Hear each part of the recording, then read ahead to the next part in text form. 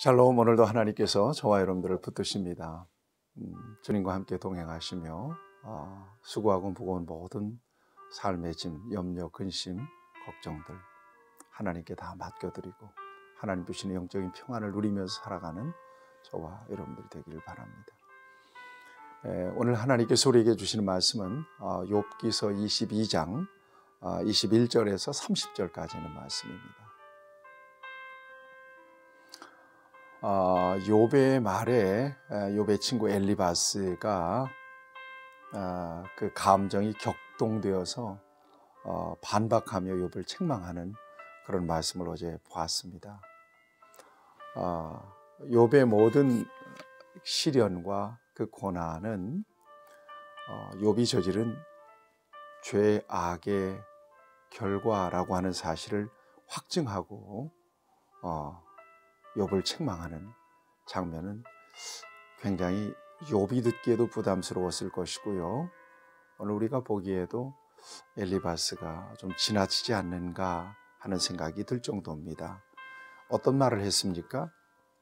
욥, 까닭 없이 형제를 볼모로 잡고 헐벗은 자의 의복을 벗기며 목마른 자에게 물을 마시게 하지 아니하며 줄인 자에게 음식을 주지 아니하였구나. 권세 있는 자는 토지를 얻고 존귀한 자는 거기서 사는구나. 너는 과부를 빈손으로 돌려보내며 고아의 팔을 꺾는구나. 정말 욥이 그랬을까요? 이걸 엘리바스가 어떻게 할까요? 그런데 단정적으로 욥을 몰아세웁니다. 너 이런 짓을 저질렀지. 그래서 하나님이 너를 징계하시는 거야. 그러면서 여러분 10절 말씀에서 그런 이야기를 하잖아요. 그러므로 올무들이 너를 둘러있고 두려움이 갑자기 너를 엄습하며 어둠이 너로 하여금 보지 못하게 하고 홍수가 너를 덮느니라. 모든 고난과 시련이 그로부터 왔다는 것입니다. 여러분, 욥의 삶을 얼마나 알아서, 욥의 마음을 얼마나 알아서, 욥의 하나님에 대한 그 신앙을 얼마나 도대체 정확하게 알기에, 보았기에 엘리바스가 이처럼 단정적으로 욥을 정죄하고 편향적으로 그를 비판하고 책망하고 있는 것일까요? 오늘 말씀은 계속해서 엘리바스의 욥에 대한 충고가 이어집니다.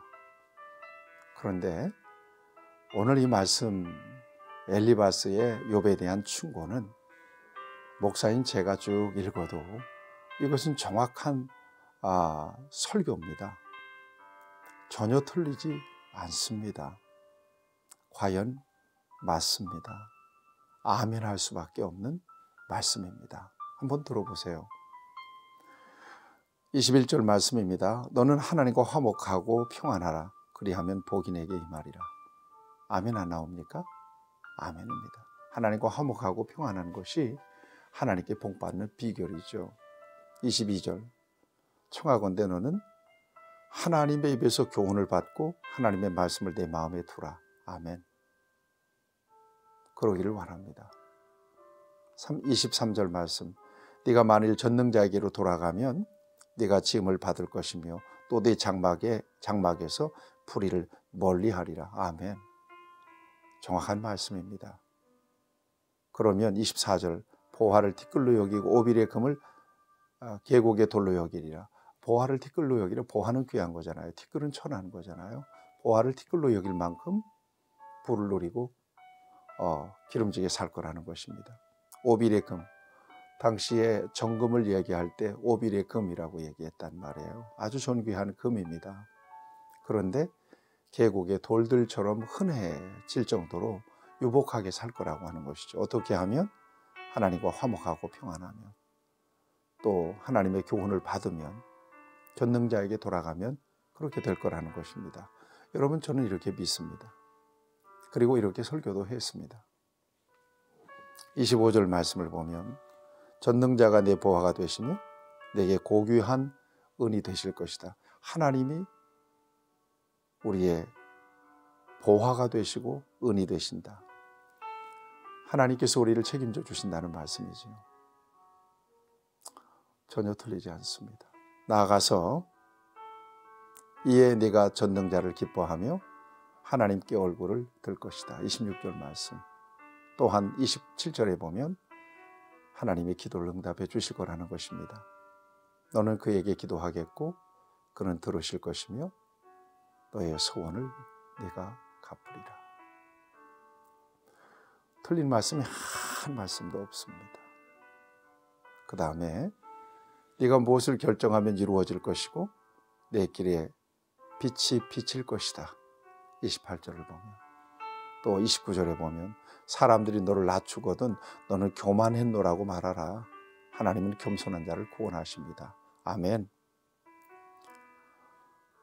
여러분, 이 구구절절이 전부 다 은혜가 되는 말씀입니다.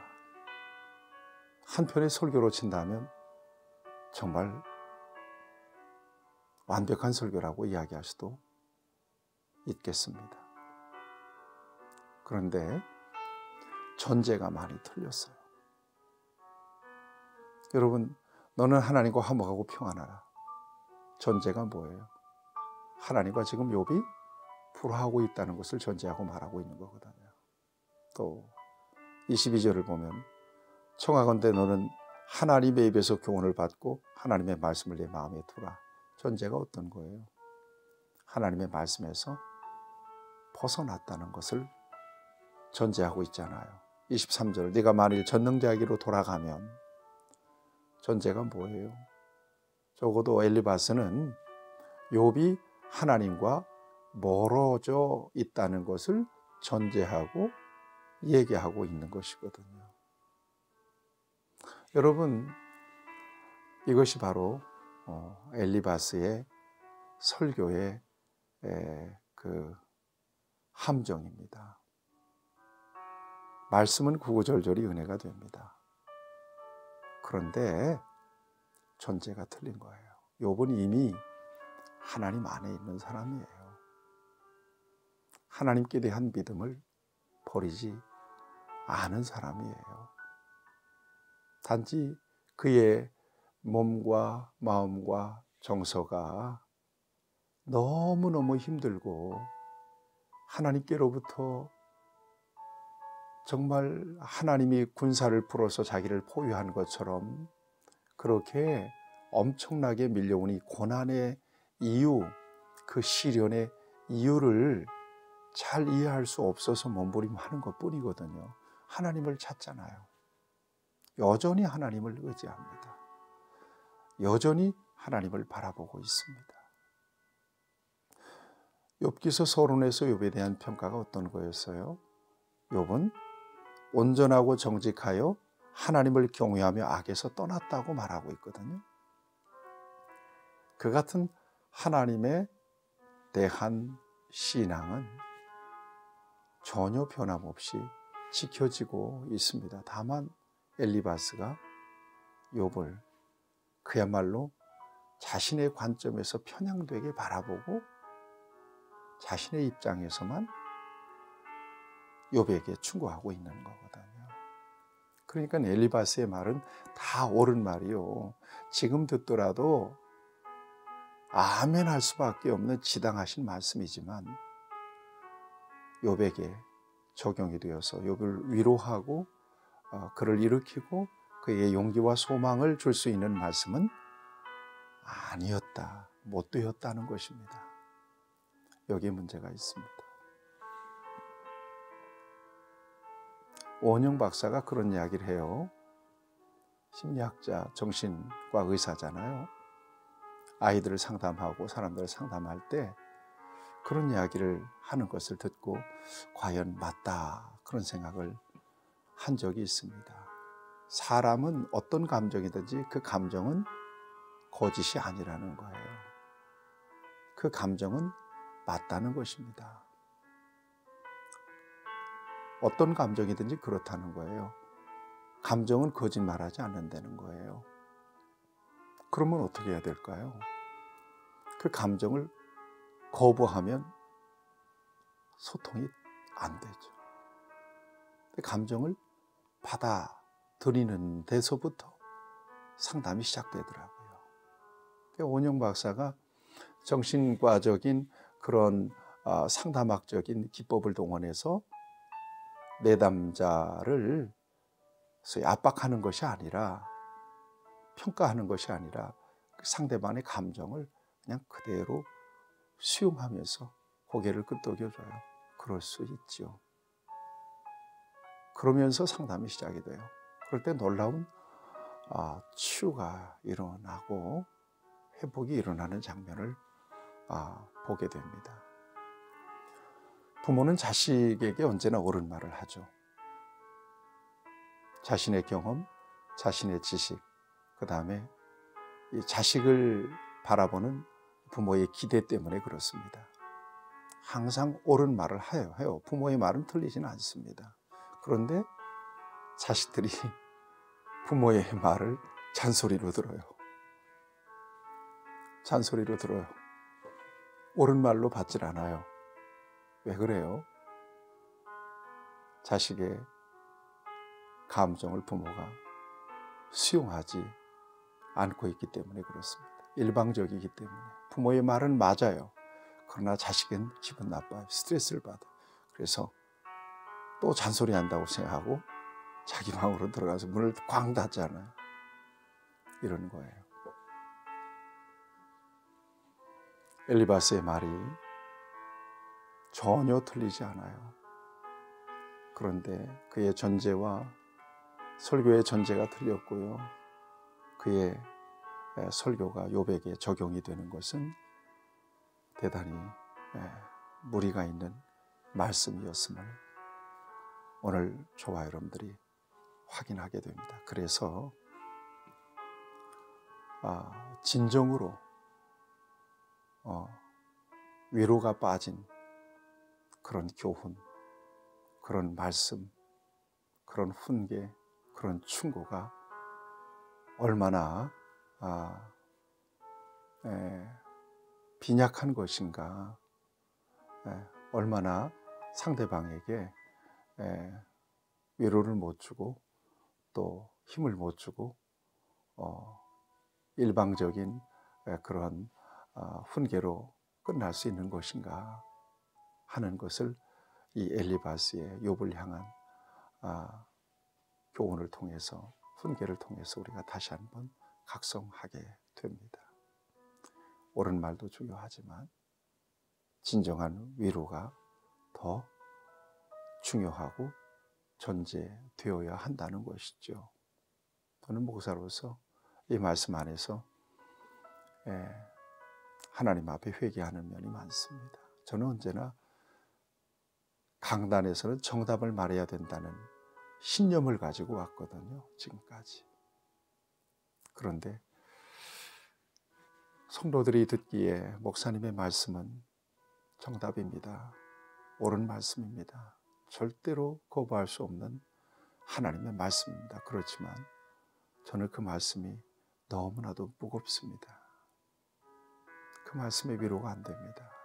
그런 순간이 어디 한두 번이었겠나 하는 생각을 합니다. 성도들의 삶을 돌아보지 못하고 일방적으로 하나님의 말씀입니다. 여러분들은 받으세요. 이 말씀대로 순종해야 합니다. 그런 순간이 얼마나 많았을까.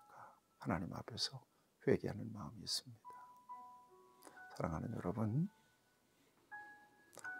오늘 어쩌면 엘리바스는 이 말씀을 누구에게 적용을 먼저 했어야 했을까요? 이 말씀은 자기가 들어야 되고 자기에게 적용을 해야 되는 말씀이기도 했다는 사실에 주목할 필요가 있습니다. 위로가 빠진 교훈과 훈계, 이것이 얼마나 무력한 것인가, 이것이 얼마나 영양가 없는 그러한